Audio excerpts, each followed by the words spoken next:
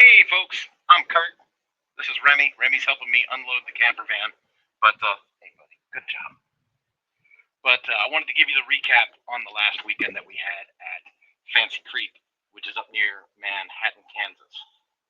First off, I haven't lived in Kansas very long. So when I reserved my camp spot, I reserved my camp spot at some place called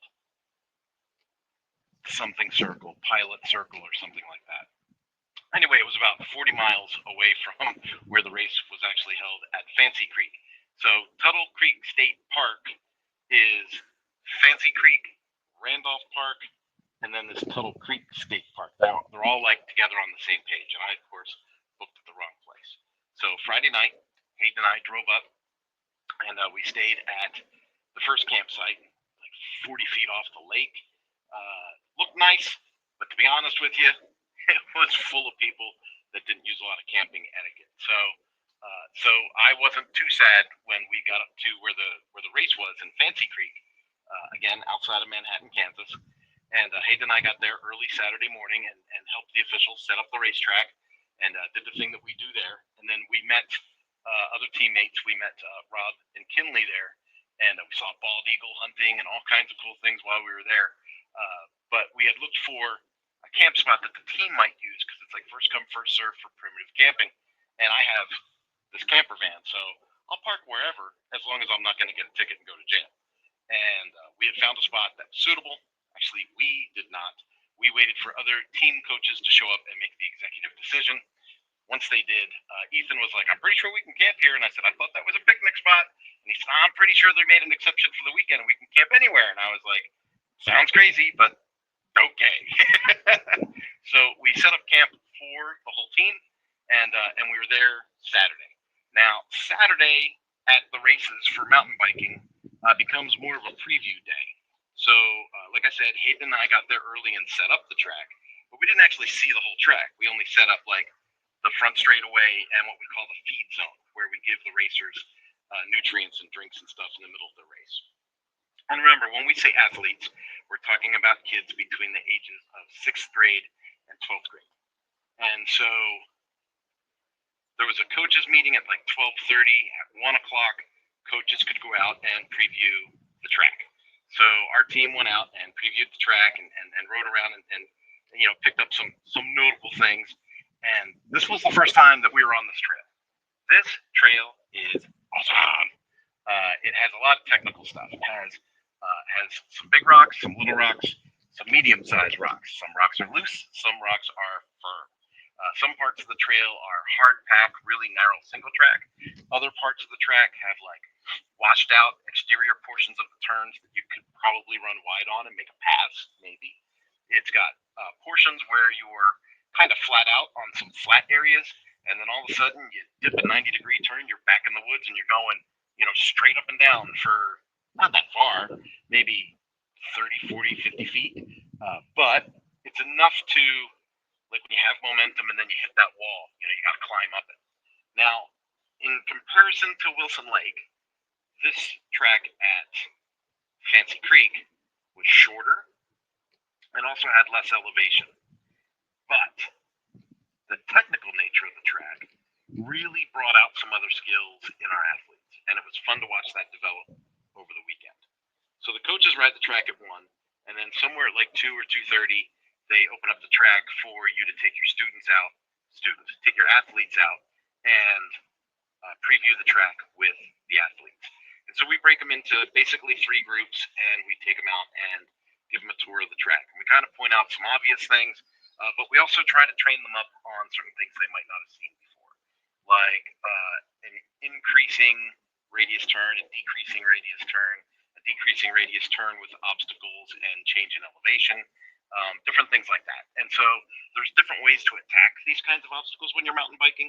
And part of our job, as we volunteer for this, is to help the athletes acclimate themselves to different environments and find ways to overcome obstacles.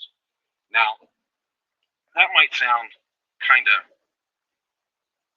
crystals and pyramids in like a non-effectual way. Like you think to yourself, it's just mountain biking. Like anybody can hop on a bicycle and ride to the park down the street. This isn't the same kind of bicycling. This type of bicycling takes commitment. It takes athleticism. It takes focus. And so when we have young people get out on these bikes and successfully navigate, almost a 3-mile lap with a lot of technical obstacles in it and come out the other side, and some feel intimidated, some think it's fun, and some can't wait to try it again at a faster pace, right? So there's this whole wave of difference in the team, but all of it is an area of growth, which is really, really fun to participate in and to witness firsthand. I will give you one example now. We have a teammate named Levi.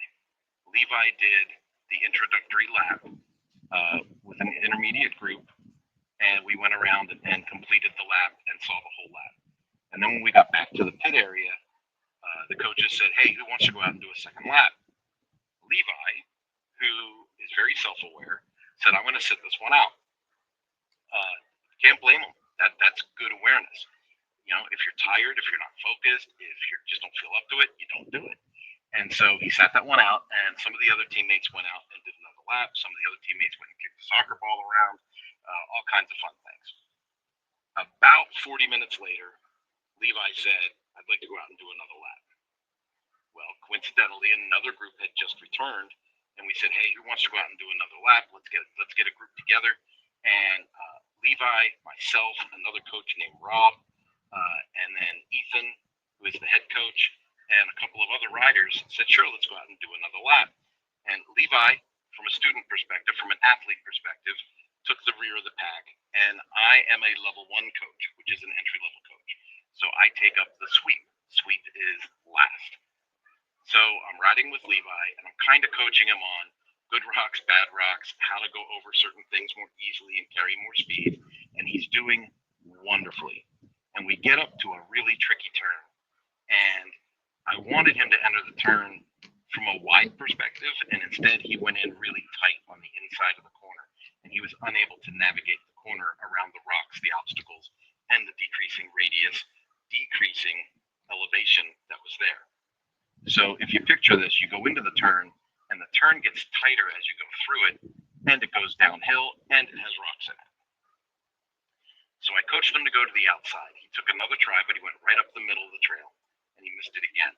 Well, now we have other riders from other teams that are coming up the trail, and we simply stand off to the side. We wave the other riders through, and I asked Levi to watch where they ride their bikes. And they rode their bikes right to the outside of the turn, and they all successfully navigated the turn. Levi took another attempt, and he came up near the middle of the turn again, right up at the center near a big rock. And so this time, we physically moved his bike to the outside of the turn at the top of the apex. I held the bike for him, and I said, "Get on the bike, put both feet on the pedals. I've got you. You're not going to fall. And let's let you see what it would look like if you were in a good position to navigate the turn." And you could tell he got it right away. He was like, "I see it." And I said, "Okay, I'm going to let you go, and you're going to pedal out." And I let him go, and he went down the hill around the corner, and he pedaled out. And you could tell from the sense of accomplishment that that was mission accomplished. That's how we make a happy mountain bike athlete. So the next day, well, no, later that night, we had a team dinner. So we had hot dogs, hamburgers, a potato and vegetable medley we do on the grill, chips, salsa, some Rice Krispie treats, some cookies, some adult beverages for the adult coaches, and a couple other beverages and hydration for the athletes. And we let them hang around and play ultimate frisbee and integrate with other teams from across the other campsites, and just all in all have a really great time. In fact, my son suited up his fishing line, and he went out and fished for a couple of hours. Right? It is anything they want to do on a Saturday. We say there's a difference between NICA time and non-NICA time. NICA time is when you're with the team and you're doing team mountain bike oriented things. And non-NICA time is, yeah, you can still hang out with the team, but it's free form. You guys can do whatever you want to do as long as you don't do something stupid and get in trouble. And it was a really great time. And we camped there and we had a blast. So we get up in the morning and we make a team breakfast. and that is like eggs, pancakes, sausage, uh, just normal stuff, right? The kids love it. We have a really good breakfast. All the adults kind of pull in together, make this a successful event. And unlike other trips, this is when we chose to pack up camp. So we packed up before the races instead of after the races. So we packed up camp and then we head up the hill, went to our pit area, and got ready for the first round of races. Racing starts at somewhere around 9 or 9:30, and our team did wonderfully. We had Levi. I mentioned him earlier. Levi finished well, finished strong. My own son Hayden got his first podium. He races in JV. He's 17 years old, and he got his first podium. Worked really, really hard for it. Was glad to see it. We had another athlete who, on the start, had someone in front of him break their chain, and that stopped their forward momentum. People kind of crashed in. There was 3, 4 riders involved from what we could see, and through all the melee, our rider was able to get out and get started, and then like half a lap later, had an incident of their own. Recovered and still managed to finish pretty well in the race. I think somewhere around 11th or 12th position.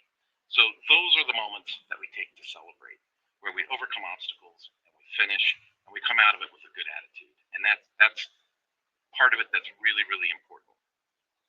One thing that really strikes me about the NICA organization compared to other things that I've been a member of is with NICA, the goals are set by the athletes. Not set by coaches, not set by parents, but set by athletes. So, for instance, we have a young lady on the team. I expected her to do 1 lap. She did not really like the trail that much. The obstacles, the rocks and things, is something she's not a fan of. So, I expected her to maybe just do 1 lap and finish. Different classes have different structure.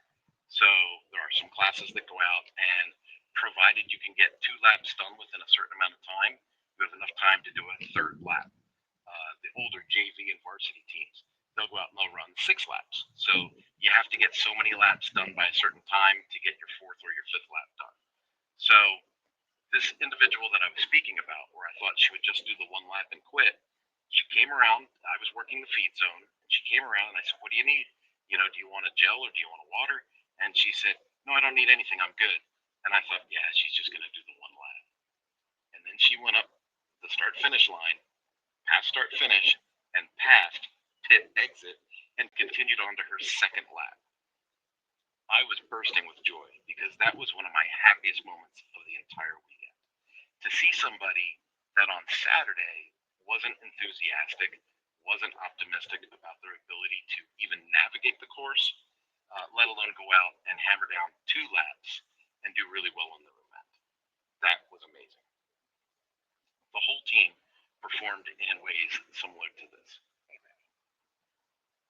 Everybody was able to go out. Everybody was able to compete. Everybody was able to finish. And it was a really great, rewarding weekend. Another thing that's really interesting about this NICA organization, especially the parents and things that we have on this particular team, is camaraderie and teamwork. At the end of this event, as I said, we had already packed up camp, but we still had to pack up our whole pit area. We have an enclosed trailer, over a dozen bicycles, canopies, bike racks, tools, tables, food, coolers, all of these things need to get packed into this trailer. And at the end of the race, all the families jumped in, helped pack everything up, helped get everything in the trailer, and then we all break down the racetrack, the stuff that we set up Saturday morning. It all has to come down Sunday afternoon. So everybody jumped out and assisted the organization in taking down all of the fences and signs and posts. And then we had our podium celebration. Everybody was dismissed and able to go. But how great is it when the whole community comes together and just drives for a successful weekend and a really happy event. I'm thrilled to report that most of the athletes I spoke to after their events had nothing but positive things to say, and I believe most of them accomplished a goal. We did have a couple of riders. One finished 1 lap and unexpectedly left the track, and then left with their parents. I'm not quite too sure what exactly happened there, but I'm looking forward to next week and maybe getting caught up on that one a little bit. It was hot, and if you weren't properly hydrated, then I could see where the weather could have really taken you out, especially if you weren't feeling 100%. But we saw her in practice the day before, and she was riding really well. So I had really high expectations personally for her in the race, and I was really surprised when I saw her pull off the track. And unfortunately, I was in feed zone, so I wasn't able to get up to the pit area to talk to the parents or to talk to her or anything like that. And after the event, when I went back to the pit zone, they had already left for the day. So I hope that she's all right, and I expect that we'll probably catch up with them during the week to make sure everything's good. But all in all, a very successful weekend, and we thank you all for your support and for following us along. Bye bye.